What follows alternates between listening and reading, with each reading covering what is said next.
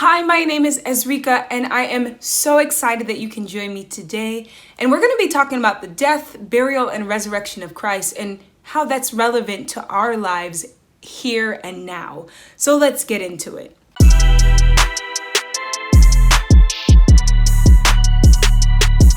So personally, I've been doing a lot of just reflection and consideration of my purpose and the meaning of life. And I find that as a believer, the more I reflect and question what the meaning and purpose of life is, the closer I get to the foot of the cross.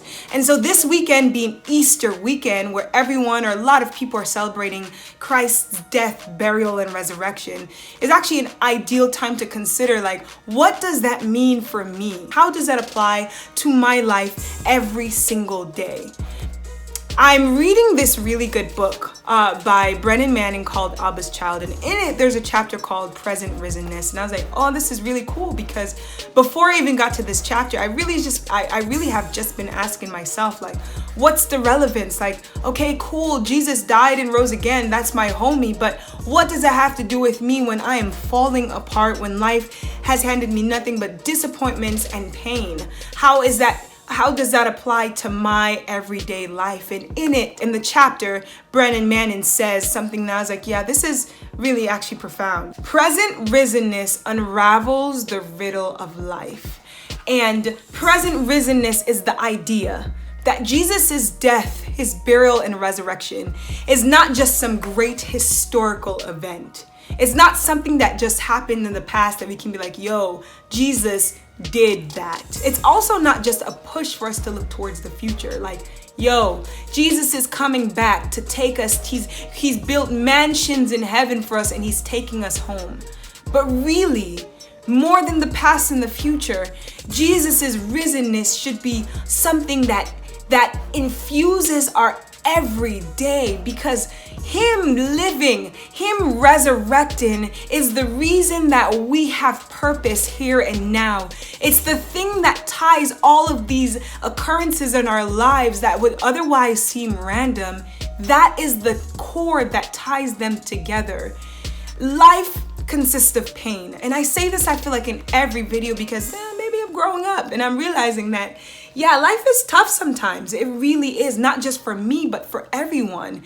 And without this idea that there is, or without this truth that there is a God holding it all together, it will seem like random occurrences. Our days will be haphazard. Our life will be meaningless and purposeless. But the cross is the reason that we can not only find purpose in living, but that we can find beauty and an understanding and a redefining truth that we are loved beyond compare. The cross isn't just the past or isn't the foundation for our future, but it is our here and now. I was scrolling on Facebook not too long ago, and a pastor that I really admire put up a quote. He put it up in response to something that Neil deGrasse Tyson said. And he said, "The universe is blind to our sorrows and indifferent to our pains. Have a nice day."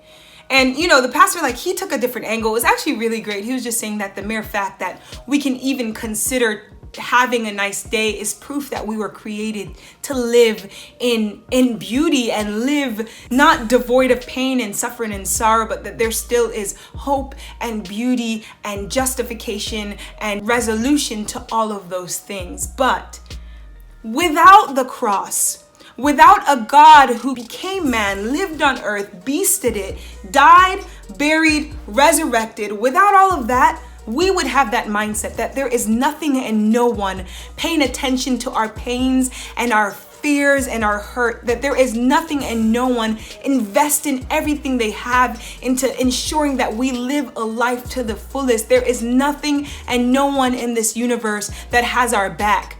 That's what life without the truth of Jesus's resurrection is. It's an empty life. And sure, you can say, I'm God. There's God in me, or I have everything I need in me. But to me, I'm yo, that's mad shallow, because I can only speak of myself. I'm alright. No, I'm Jesus's daughter and stuff, but I am still limited by time and space. I'm limited by experience and knowledge. I am filled with more limitations than anything. Like, yes, I can do spectacular things in this life, but I'm susceptible to pain. I'm susceptible to disease, and ultimately death will get the best of me. If I believe that I am the highest there is, that is a shallow reach. But what about this? What about someone who's not susceptible to death, who is not susceptible to disease without willingly putting themselves in that position? The creator of it all, the creator of the universe. What about the idea that he has your highest and best in his mind? He has the best intention for you. He is working tirelessly to make sure that you live a life of meaning, and then he's preparing a place of perfection for you. I feel like that's a higher attainment than anything else. To think that the one who is perfect sees me, a flawed being, as everything. He sees me as, like, he still wants me with a fierce want.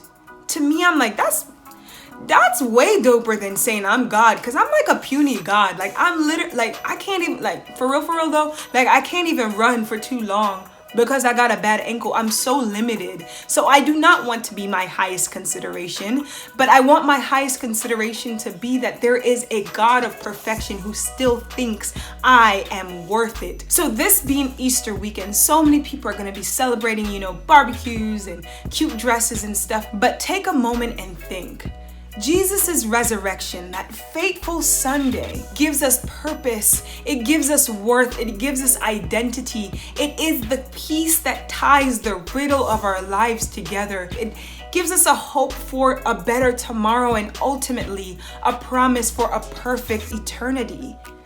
So when you're celebrating Easter this weekend, yeah, enjoy it. Great services, good music, probably lots of potlucks and whatnot. Ooh, those little marshmallow peeps. Those are pretty good.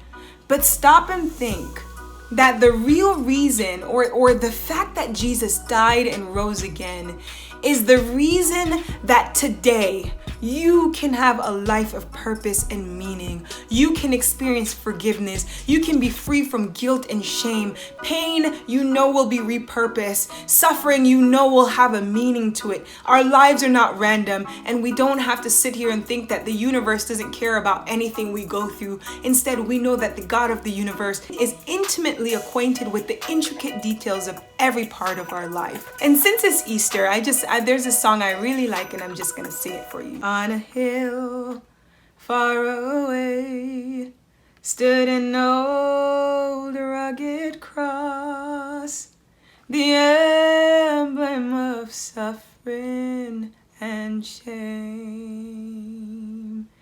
And I love that old cross, where the dearest and best for a world of lost sinners was slain.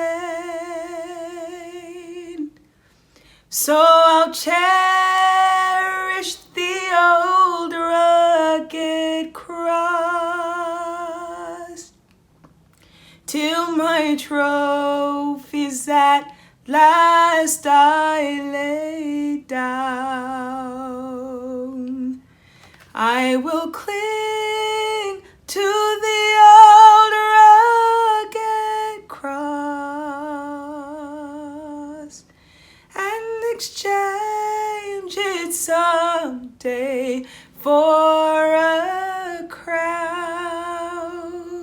Happy Easter, everyone! I hope you guys have a wonderful Easter. Don't forget to give this a thumbs up, share this with a friend, and subscribe. And if you want notifications, go ahead and ring that bell. I love you guys, and I hope today is absolutely spectacular for you. Bye! I'll see you guys next week.